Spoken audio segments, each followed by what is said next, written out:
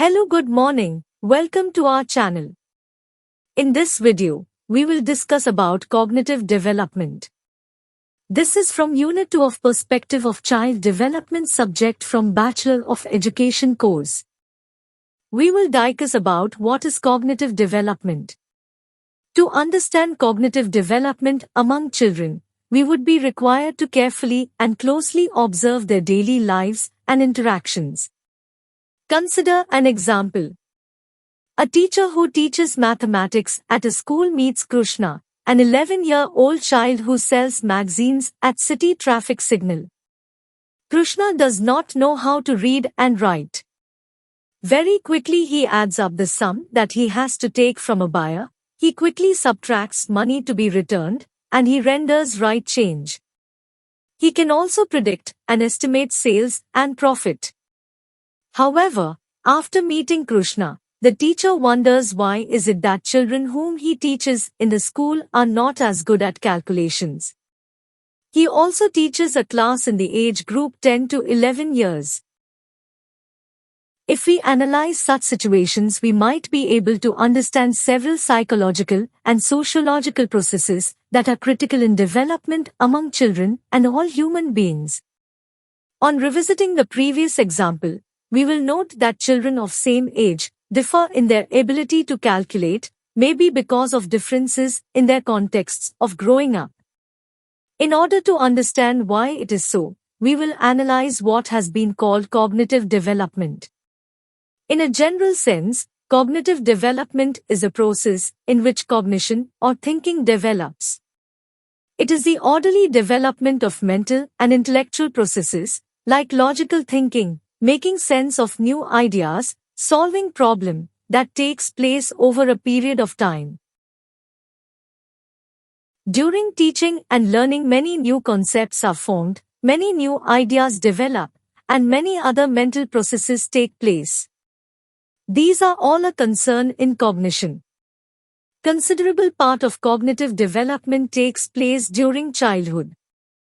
That is, initial years of life are formative in the development of cognition. Cognitive development, like development, is an orderly process. Some abilities develop before others. For example, one cannot solve complicated mathematical problems without development of the mental ability to do simple mathematical functions. Cognitive development is largely internal. It becomes visible only in speech and action. For example, it is not possible to know whether or not a child can do addition unless she solves a problem. Social situations influence this process significantly. Like, in previous example, Krishna's adeptness at basic mathematics is to a great extent influenced by his daily experiences in his social context. There are different paces of cognitive development among different children. Every child in your class will not be able to understand a new concept at the same pace and in same way. Now we will try to answer. Why should teachers study cognitive development? As said in previous example, cognitive development tells a teacher how the child thinks, makes sense of the world, and how this thinking evolves. Teacher will be able to plan activities that are more appropriate and enable their progress to higher order thinking. Teacher would realize that he has to focus on the learning process rather than the product. Involvement of every child in the learning is important. Every child may learn differently, and so a variety of teaching styles need to be practiced. Teacher facilitates learning by creating opportunities for the children to engage with the world around and act on it. This enables children to make sense of world around them and constructs knowledge. If we analyze such situations, we might be able to understand several psychological and sociological processes that are critical in development among children and all human beings. On revisiting the previous example, we will note that children of same age differ in their ability to calculate, maybe because of differences in their contexts of growing up. In order to understand why it is so, we will analyze what has been called cognitive development. In a general sense, cognitive development is a process in which cognition or thinking develops. It is the orderly development of mental and intellectual processes, like logical thinking, making sense of new ideas, solving problems, that takes place over a period of time. Now we will see how Piaget was influenced to develop this theory. Piaget was a student of biology and also had keen interest in psychology and philosophy. His interest in study of cognition evolved while working in a laboratory, Alfred Binet Laboratory, where he was assisting in intelligence quotient test-related research. During this work he interacted with many children and observed some interesting things about children's thinking. He realized that the older children were able to answer more questions on the same test. He observed there were qualitative differences between the answers and the logic that the older children applied. That is, as compared to the younger children, older children were able to apply logic which was more adult-like. Piaget further realized that incorrect answers given by children helped in analyzing children's logic and thought better than the correct answers.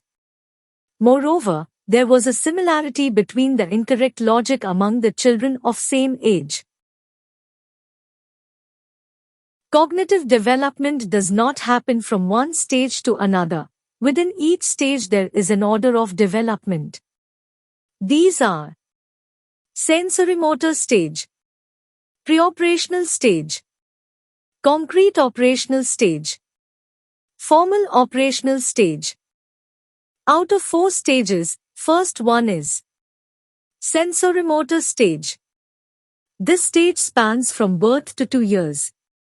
Children during initial part of this stage primarily make sense of the world through their senses such as touching, tasting, listening, seeing, and sensing. The child's behavior includes more reflexes or natural responses like sucking, crying. As they progress in age, they are able to do more complex physical actions like crawling, moving body. They gradually become capable of engaging in goal-directed activities by the end of this stage. They are able to chase somebody. They are able to take out their toys from a box and put them back. Out of 4 stages, the second one is PreOperational stage. This stage spreads from 2 years to 7 years. It is crucial for elementary school teachers to understand this stage as the child starts attending school during later part of this stage. The mental processes described in previous stage are fairly developed by this stage. The child can do an action only physically but not mentally. The capacity to mentally do and reversing an action is known as operations or operational thinking. Since this second stage comes before development of such thinking, it is known as preoperational. This is the stage which prepares for such operational thinking. First step in this direction is development of a language system. Children learn to name and identify objects. Like for example, they can see the picture of an apple and identify it. The third stage is concrete operational stage. This stage spans from 7 years to 11 years.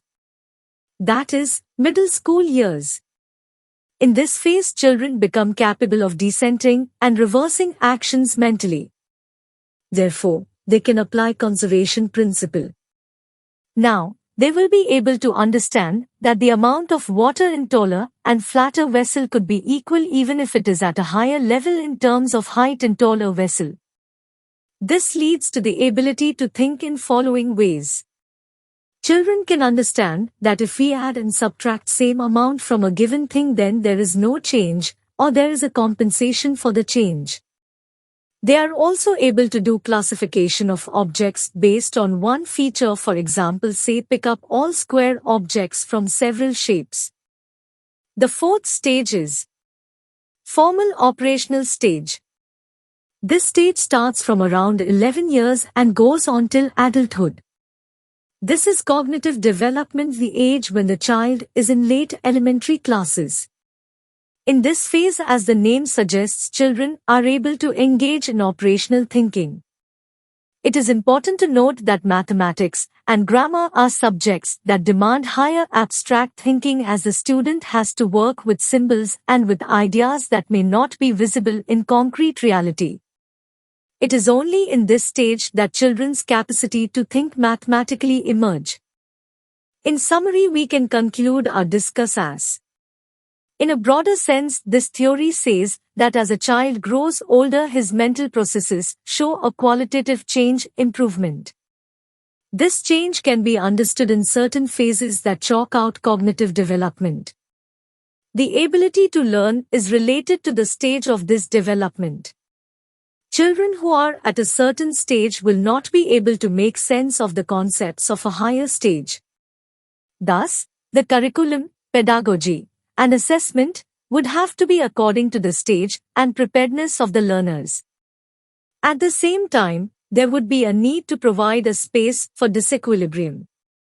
As per this framework, given the readiness to learn, the curriculum and classroom processes would be organized in a manner that can present the child with situations leading to a process of cognitive disequilibrium and search for equilibrium. Thank you for watching. This is third video out of 10 important videos from child development. We will meet in next video soon. Please like, share and subscribe our channel.